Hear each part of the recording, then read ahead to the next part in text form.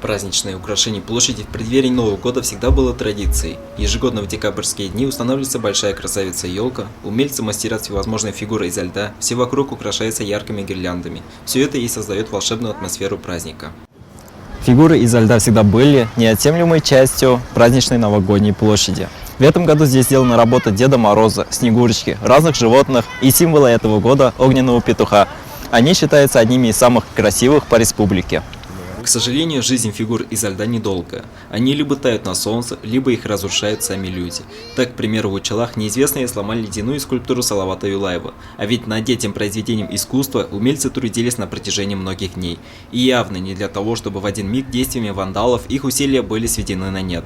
Работники управления жилищно-коммунального хозяйства Сибая отметили, что в нынешнем году отношение сибайцев к чужому труду радует. В этом году в плане сохранности ледового городка у нас все нормально. То есть большое спасибо за это людям, наконец-то мы до них достучались, что городок строится для них, не для кого-то, что чем дольше он стоит целый, тем дольше он простоит. Ежегодно мы думаем о том, чтобы ледовый городок все-таки постоял у нас подольше, не как обычно до Старого Нового года.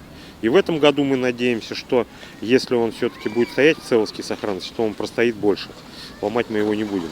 Все это будет зависеть от нас, опять же, от нас, от самих горожан, так как мы будем относиться.